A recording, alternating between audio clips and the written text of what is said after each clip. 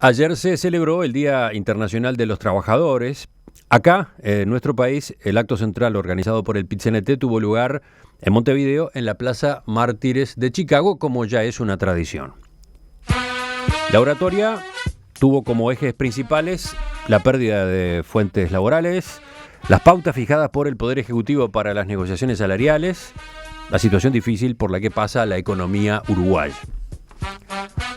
También hubo espacio para reivindicar el papel del propio movimiento sindical, ya que en 2016 se están cumpliendo 50 años de la fundación de la CNT y se está cumpliendo también el 100º aniversario del nacimiento del líder histórico José Pepe Delía.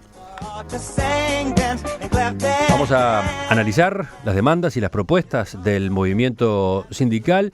Para eso hemos invitado esta mañana a Fernando Pereira y Marcelo Abdala. Fernando Pereira es presidente del PIT-CNT. Buen día. Buen día, un placer. Y Marcelo Abdala, secretario general también. Bienvenido. Muy buenos días. En primer lugar, dos palabras en general a propósito de cómo están viendo ustedes el escenario económico del país. ¿Qué término, qué calificativos usan?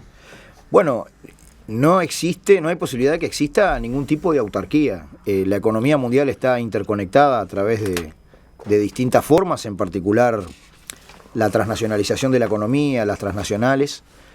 De alguna manera empiezan a llegar los impactos de la crisis mundial del capitalismo a América Latina, en particular por la vía de la reducción general de los precios de los commodities, que afecta en el ingreso de divisas al país, y además repercute en un pronóstico, una perspectiva de un crecimiento más lento de la economía, la llamada desaceleración. Esto, que es el promedio general de todos los comportamientos económicos de la sociedad uruguaya, en algunos casos es crítico. Aquellos sectores más internacionalizados, es como el sistema nervioso del capitalismo, sufren los impactos más rápidamente. Han habido problemas en el sector lácteo, han habido problemas en la industria automotriz y autopartista. Y eso implica todo un debate acerca de cuáles son las respuestas que se deben dar ante una situación de ese tipo.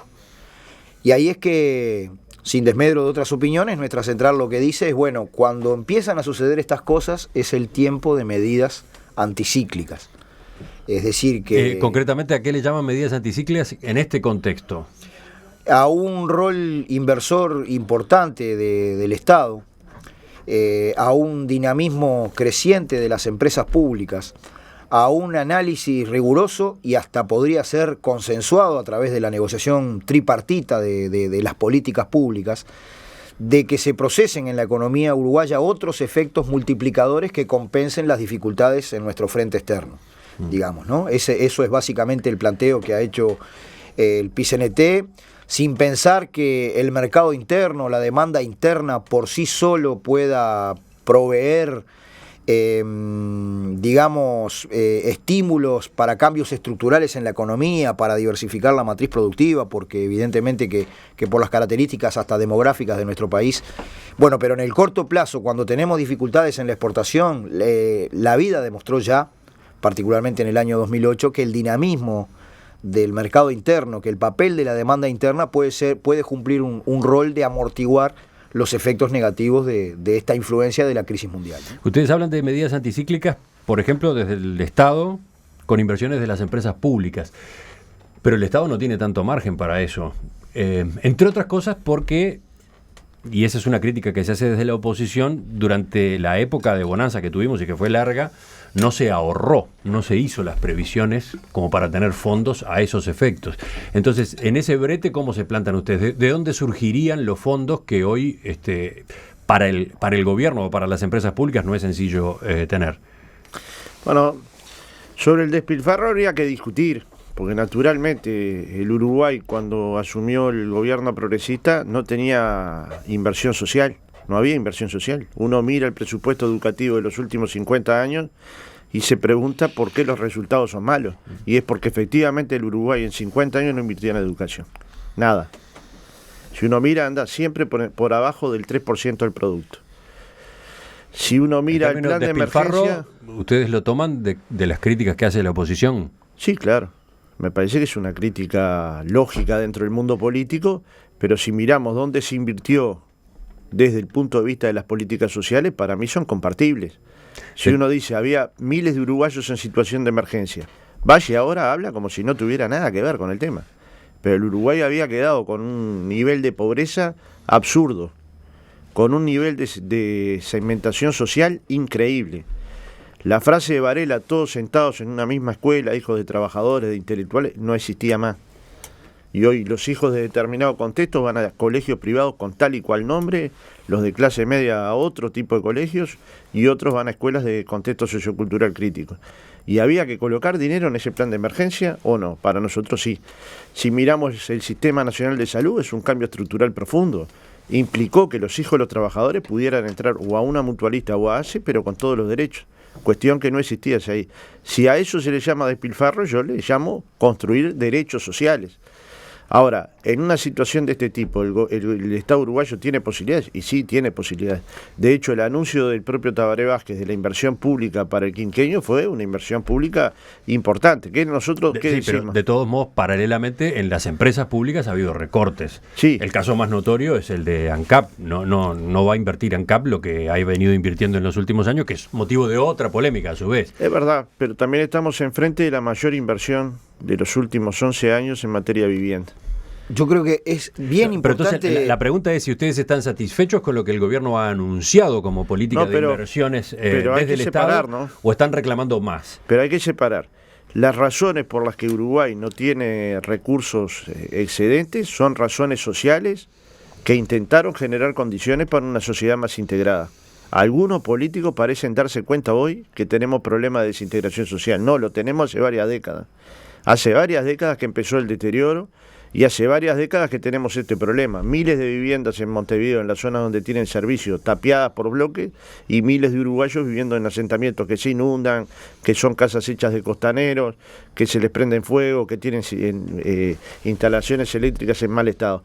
La inversión social tiene que ser la misma. Ahora, no es estar conforme. Nosotros somos conscientes que Uruguay, si quiere salir de esta situación de desaceleración, tiene que hacer inversión pública, y de hecho ayer en el acto la promovimos. Y de hecho hay discusiones que se dan con titulares que son, por ejemplo, la situación de ANCAP, se dan por titulares. Cualquiera que hoy se anime a decir ANCAP es una empresa fundamental para el Uruguay, lo tildan de apoyo a tal persona o a tal situación o a tal otra, cuando en realidad ANCAP es fundamental para el desarrollo nacional. ¿Ustedes no tienen críticas para hacer a propósito de la forma como ANCAP se gestionó durante los últimos años? Yo me quisiera tener un aspecto anterior, además de entrar en eso, que me parece que es bien importante. Yo quiero señalar que durante el año pasado, al principio de la gestión de gobierno, se anunció una inversión de un entorno de 3.000 millones de dólares de inversión pública. Y que en los meses de agosto-septiembre esa inversión creció a un anuncio de alrededor de 8.500 millones de dólares de inversión pública, sin contar en esto la participación privada en la inversión global.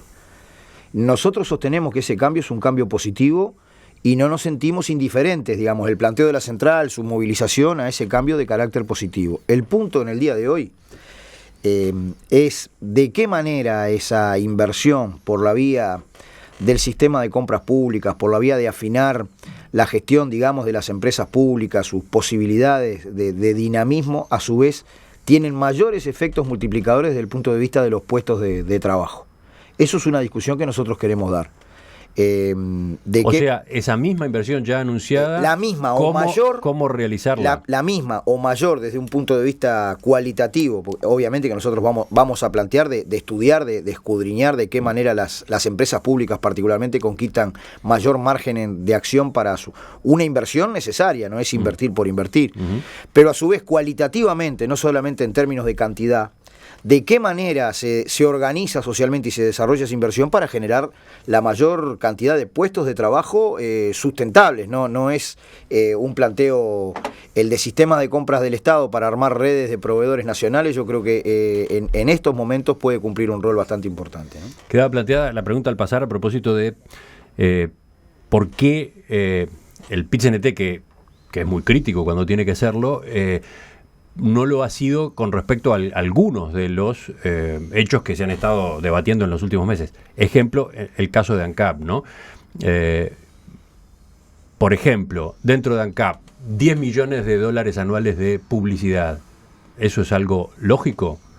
eso no tiene nada que ver con compensar déficit de tipo social que hubiese heredado el Frente Amplio de gobiernos anteriores, ¿no? No.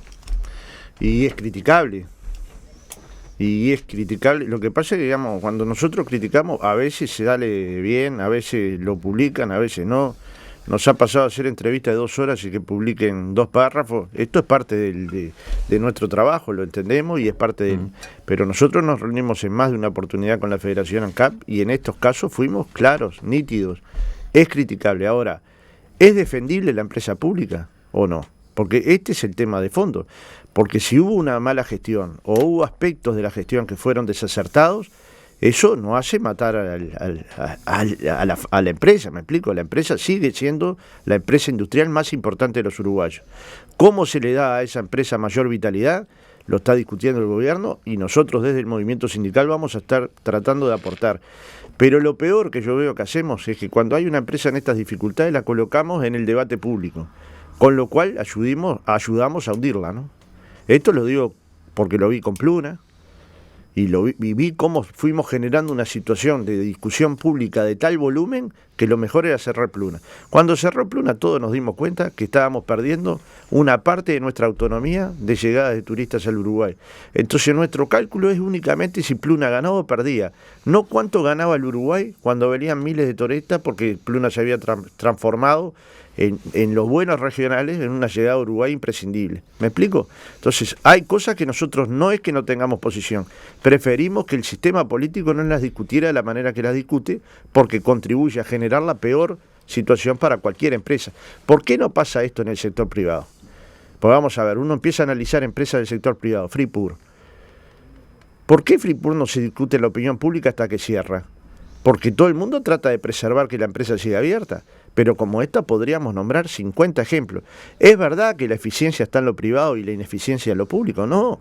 En Uruguay vimos fundirse a Honda, que tenía todos los servicios de transporte interdepartamental a todo el país. Y sin embargo la vimos fundirnos. La vimos discutir públicamente. Y si seguimos nombrando, Messen y Sena. ¿Qué pasó? ¿Cuál fue el proceso que llevó a que una empresa de ese volumen desapareciera? Y entonces, no es eficiencia privada, falta de eficiencia pública. Si hay problemas en lo público, hay que discutirlo, hay que mejorarlo, hay que hacer los cambios necesarios e impulsar. Pero si no hubiera empresas públicas en el Uruguay, tendríamos dificultades muy superiores a las que tenemos hoy. Por ejemplo, ¿es posible, Emiliano, que la fibra óptica llegue a los hogares más débiles si esa fibra óptica no estuviera en manos de los más débiles y que ingresen a Internet los sectores de mayor dificultad y que Uruguay sea el país con menor brecha digital de América Latina? ¿Es posible que la energía eléctrica llegue a todas las escuelas rurales del país? Porque eso cuesta mucho dinero llevar a una escuela que está en el medio del campo, ¿verdad? Entonces, todas estas cuestiones las deberíamos anotar en los saberes de las empresas públicas. Si no, podemos llegar a la conclusión que lo mejor que nos puede pasar es lo que pasó en la Argentina, que la energía quede en manos de los privados. Y ahí vemos los cortes de luz, la falta de inversión, la falta de cambio de la matriz energética, el problema enorme que está teniendo Argentina. Bueno, de hecho usted vio una de las movilizaciones más grandes, y yo también, que han hecho los argentinos a poquitos días de asumir Macri, porque Macri vino a hacer lo que había dicho que iba a hacer. Enseguida vamos a otras de las medidas que plantearon el día de ayer. Seguimos en diálogo con Fernando Pereira, presidente del PIT-CNT, y Marcelo Abdala, secretario general. Estamos hablando de los planteos que se hicieron ayer en las proclamas, en los discursos del acto del 1 de mayo en la Plaza Mártires de Chicago. Estamos hablando sobre todo de medidas destinadas a implementarse, si son atendidas, en un contexto delicado como el de desaceleración de la economía. Por ejemplo, ustedes insistieron en el reclamo al Poder Ejecutivo para que modifique las pautas salariales fijadas para la negociación colectiva.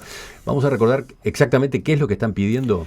Bueno, los criterios con que se ha manejado el Poder Ejecutivo en los consejos de salario, que tienen el sentido de orientar la negociación y a la hora de definir si no hay convenio, es tres posiciones, 3 votos de 7 posibles en el Consejo de Salario.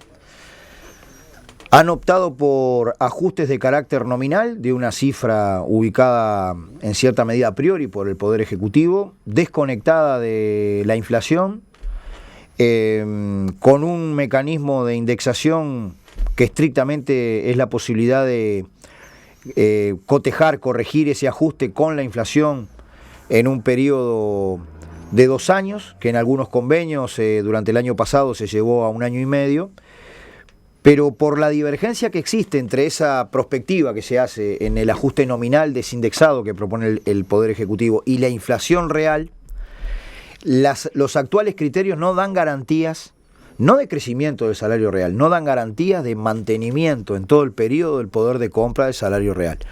Por esa razón, nuestro PICNT ha planteado que exista algún tipo de conexión entre el ajuste y la inflación y que a su vez se pueda desarrollar una corrección del ajuste con la inflación que realmente ocurre de una manera más periódica. Hemos dicho correctivos anuales como forma, digamos, de evitar que en el transcurso de los convenios colectivos o de las resoluciones de los consejos de salario, el salario real se deteriore y solamente empate en el momento del correctivo.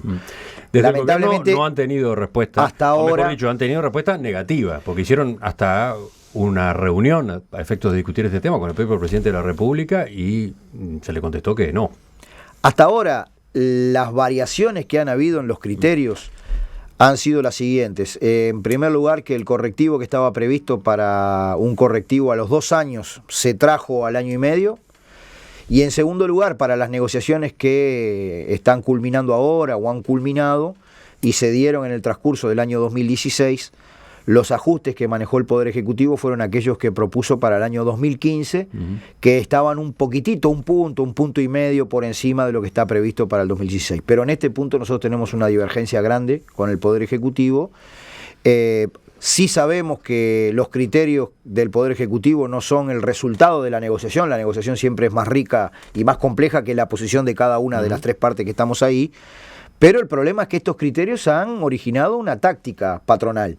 Es decir, como son estos los criterios tan restrictivos que plantea el Poder Ejecutivo, yo, sector patronal, no negocio, no agrego propuestas, contrapropuestas, alternativas, y me recuesto a una perspectiva no de convenio colectivo, sino de votación, en donde al final el Poder Ejecutivo presenta propuestas en función de sus criterios, las patronales en general las votan a favor y los trabajadores, digamos, de alguna manera quedamos perjudicados en esa situación. Lo que está detrás de esta postura del Poder Ejecutivo es un par de factores, ¿no? Uno, la inflación, que está alta, en el orden del 10% y no afloja, y si quiere evitar la retroalimentación, salario e inflación. Y ahí tenemos una diferencia profunda con el Ejecutivo. Y el otro motivo es la situación de la economía y de muchas de las empresas, que si se insiste con criterios como este desde el punto de vista del salario, pueden terminar llegando a la decisión de ajustar, pero por la vía de la cantidad de puestos de trabajo, ¿no? Bueno, nosotros hemos polemizado con los 2 criterios. Sobre la cuestión de la inflación, nosotros hemos polemizado con el hecho de que se mire siempre para el lado del salario y no se mire para el lado de la rentabilidad o la ganancia que algunos sectores capitalistas, digamos, absorben. En eso ha habido, en cierta medida, una autocrítica del Poder Ejecutivo cuando empezó a decir, igual que lo venía diciendo el PICNT desde hace bastante tiempo, que hay sectores que ocupando una posición dominante tienen bastante que ver con la inflación.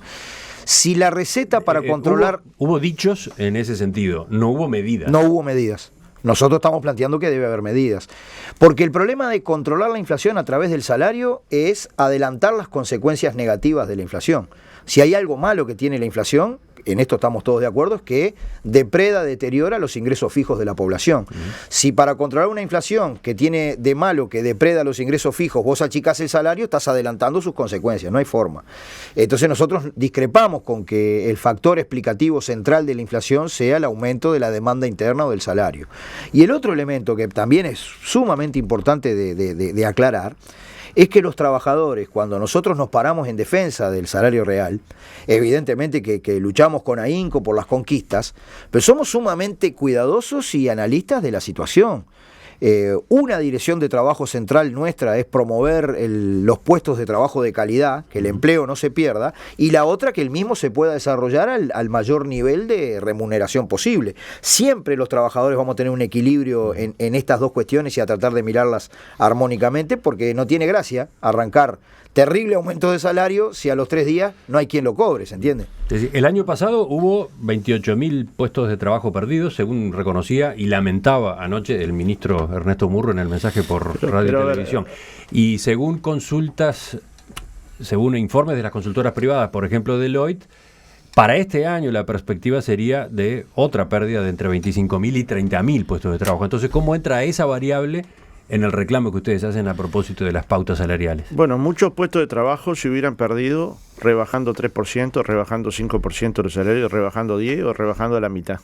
Sencillamente porque el comercio uruguayo de algunos productos, sobre todo, por ejemplo, de autoparte, quedó casi anulado.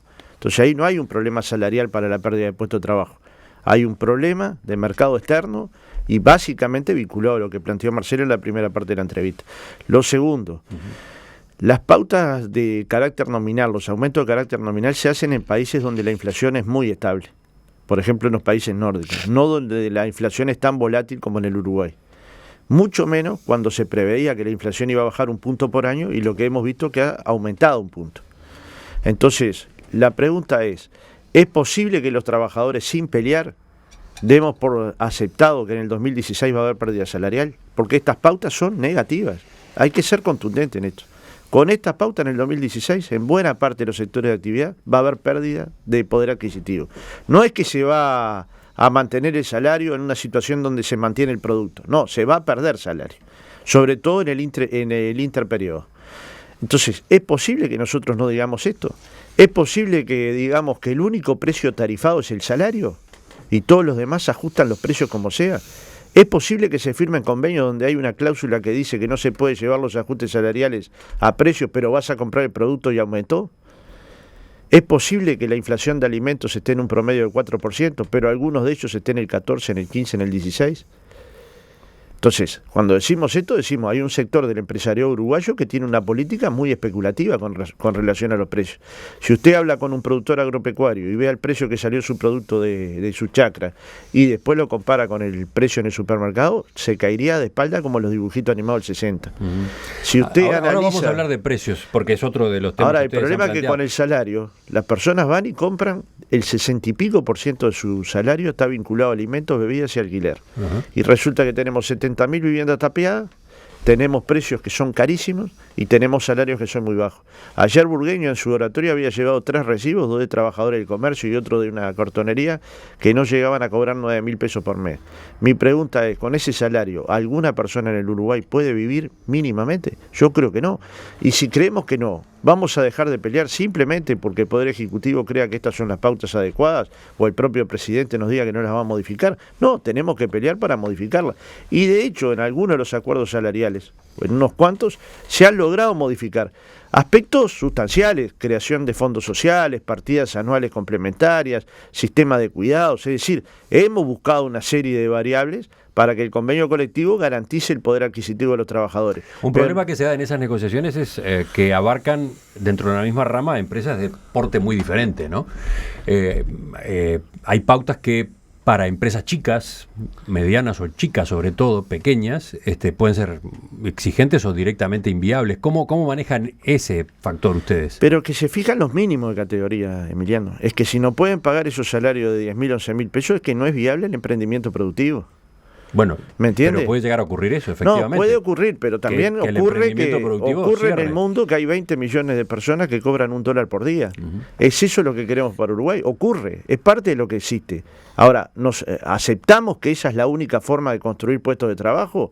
¿O intentamos construir el país de primera? Y el país de primera pasa por mayor formación profesional, por mayor nivel de educación, porque el empleo sea de calidad, porque la responsabilidad primera del empresario sea cuidar al trabajador dentro de la empresa.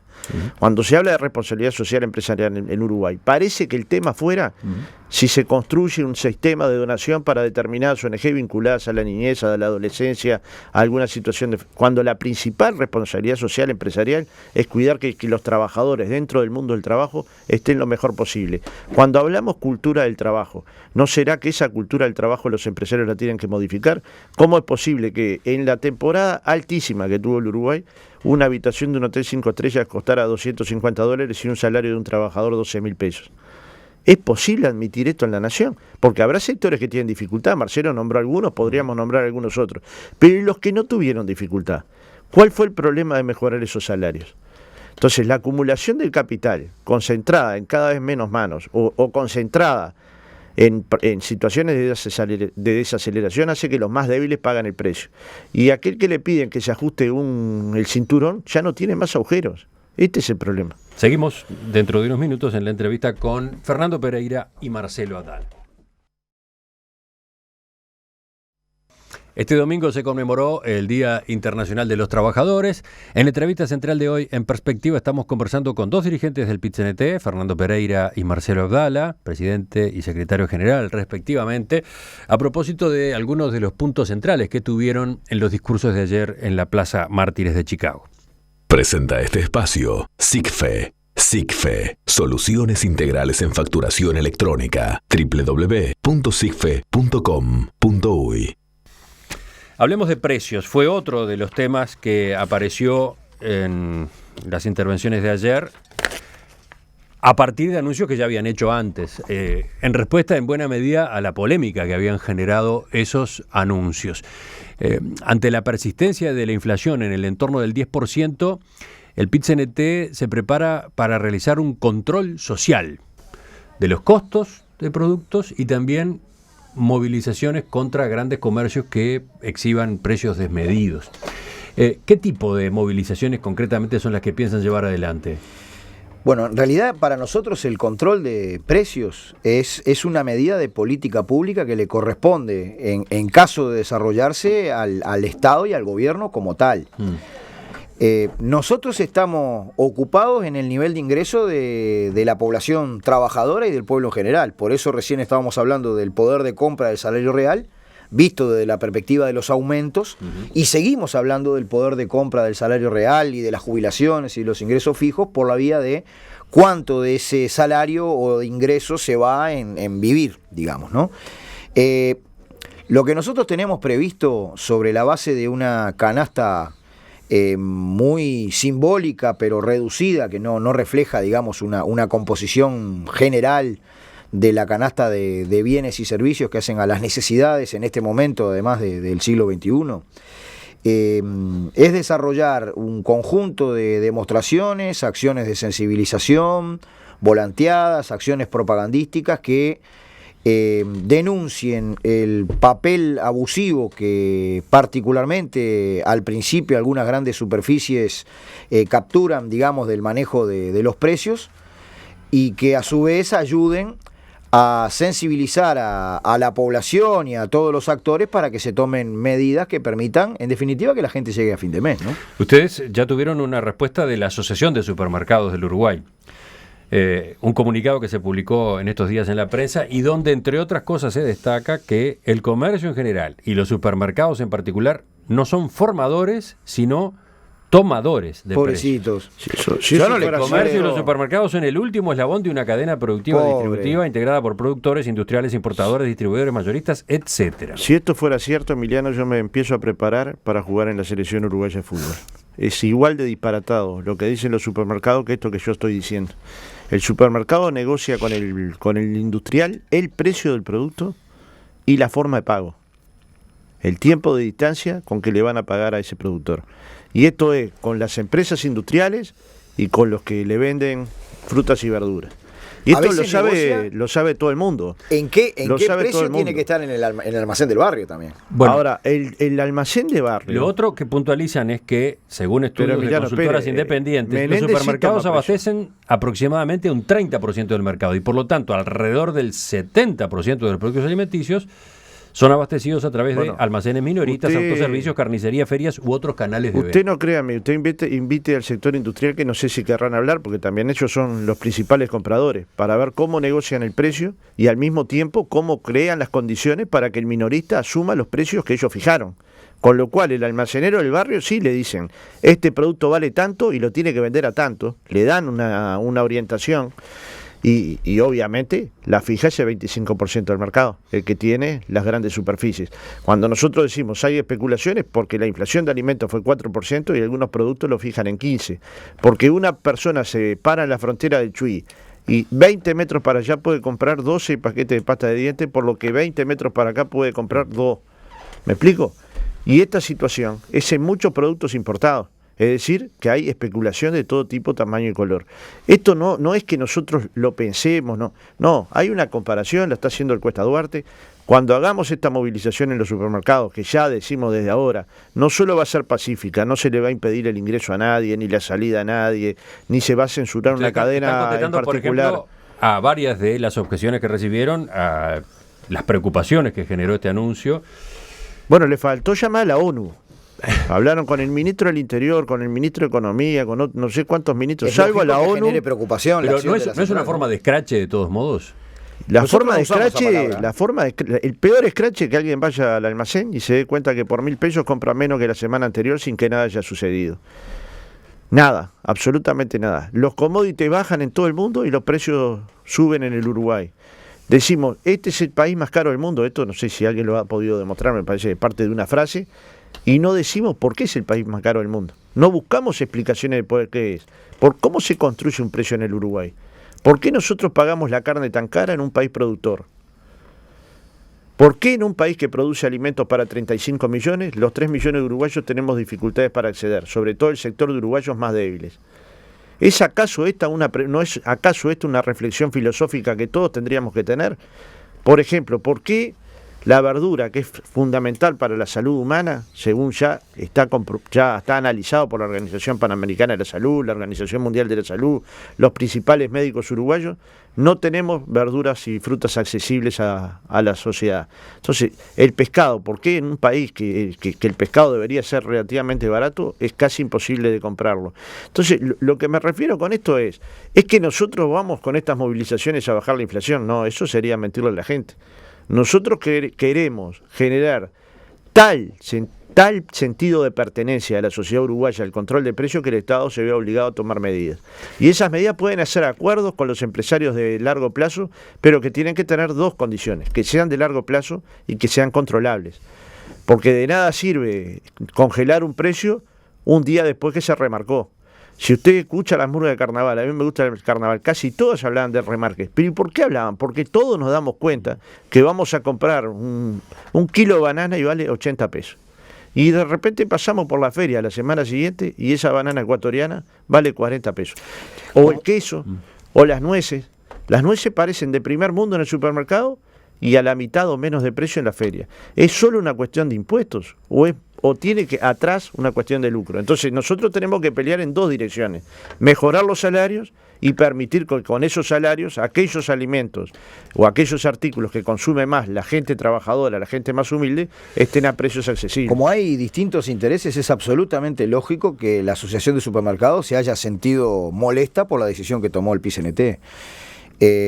Nosotros nunca entramos ni en el concepto de escrache, ni siquiera en el concepto de que el PICNT iba a desarrollar un control de precios. Siempre lo que establecimos es que íbamos a desarrollar movilizaciones para convencer, para sensibilizar a la población y por efecto indirecto para ir a una discusión con el Poder Ejecutivo de la necesidad de que si el Poder Ejecutivo considera que acá se están tomando precios abusivos por posición dominante, que tome medidas concretas, ¿no? ¿Cuándo empiezan estas movilizaciones? Desde una perspectiva, digamos, no marxista, no colectivista, hasta de una perspectiva de los derechos del consumidor, la pregunta es, ¿por qué el movimiento obrero que lucha por los ingresos de la gente a través del salario no puede desarrollar sus acciones a denunciar donde consideramos que se está tomando un precio abusivo? ¿Cuál sería la razón de no hacerlo? ¿Es que está planteado un problema de que tengan alguna dificultad los propios trabajadores para desarrollar su labor, de ninguna manera.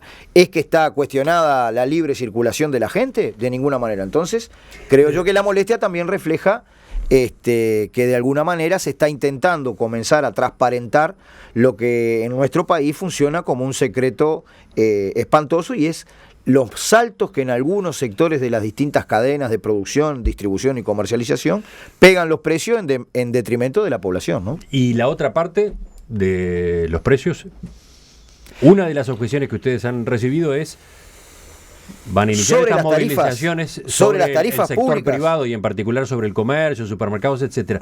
¿Por qué no Menciono dicen dos nada ejemplos. de las tarifas públicas? Las tarifas públicas, no es cierto que no decimos nada. Nosotros criticamos en enero la suba por encima de la inflación de las tarifas públicas, dijimos que no estábamos de acuerdo con que las empresas del Estado se gestionen desde una perspectiva fiscalista, es decir, para recaudar. Planteamos, particularmente en algunos planteos que estamos construyendo con nuestros compañeros de UTE, de qué manera la tarifa pública baja, de qué manera no se cobra lo mismo para el hogar más pudiente que para el hogar más necesitado. No es cierto que nosotros no decimos nada sobre las tarifas públicas. Y sobre el alquiler, yo quiero confirmar... ¿Me permitís ahí un pero corte? déjame meter A ver, ¿quién va sobre el alquiler. Pero nosotros estamos defendiendo un proyecto de ley que pretende ubicar hacia el mercado casas inútilmente deshabitadas, con una pretensión de que efectivamente por mejora de la oferta bajen los precios del alquiler que están pagando nuestro pueblo, ¿no? Pereira, Son quería espantosos. complementar algo Sí. sobre el tema tarifas. Sí, Uruguay diversificó mucho la matriz energética, tanto que esto es saludado por todos los partidos políticos y por el propio movimiento sindical. Entonces, lo que no es admisible, que la tarifa pública de energía eléctrica suba por encima de la inflación, cuando el costo de la energía eléctrica bajó en función de la inversión que el Estado uruguayo hizo para tener una matriz diversificada. Entonces, ¿cuál era nuestra propuesta? Entendemos que la tarifa pública es parte de la política económica.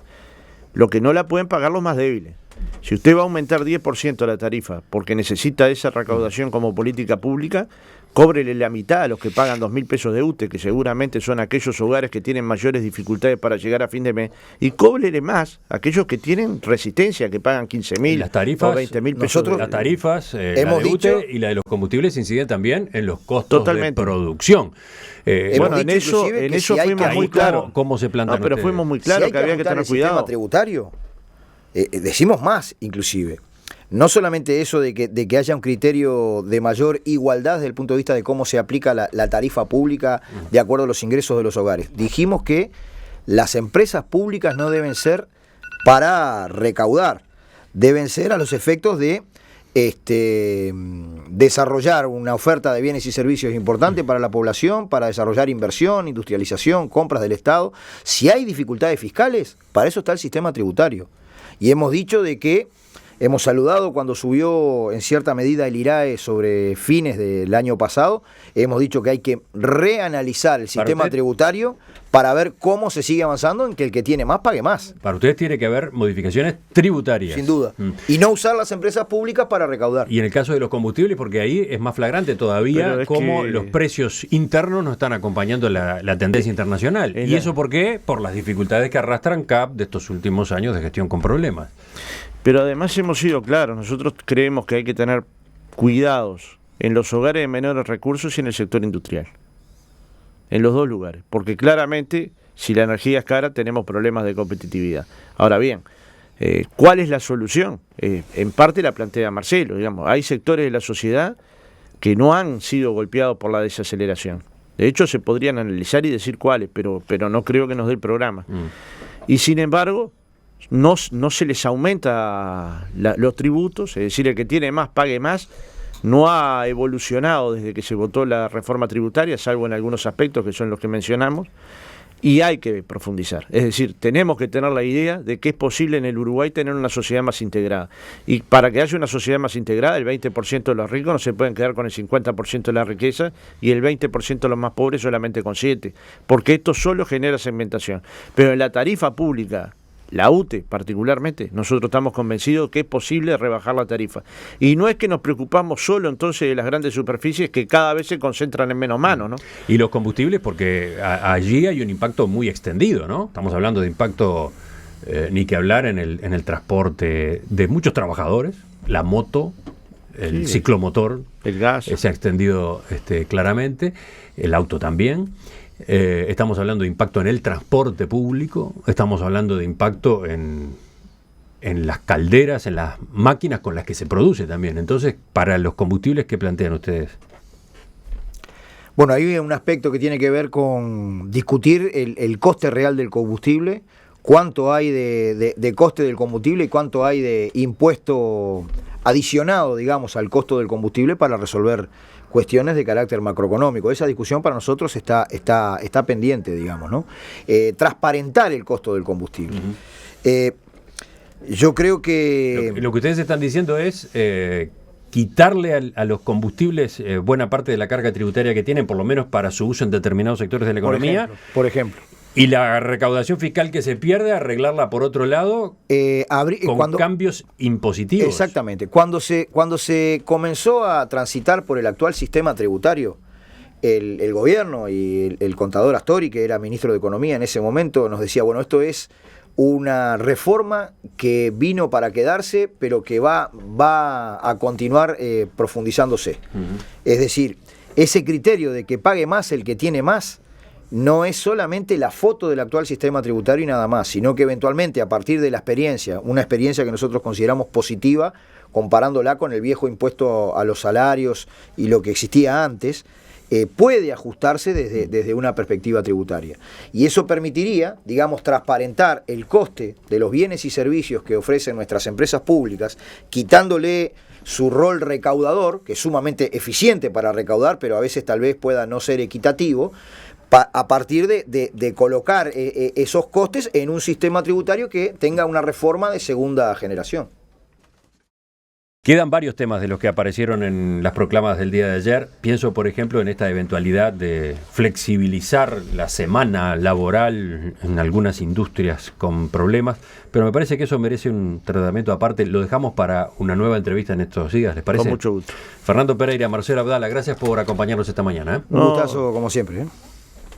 En perspectiva, da que hablar.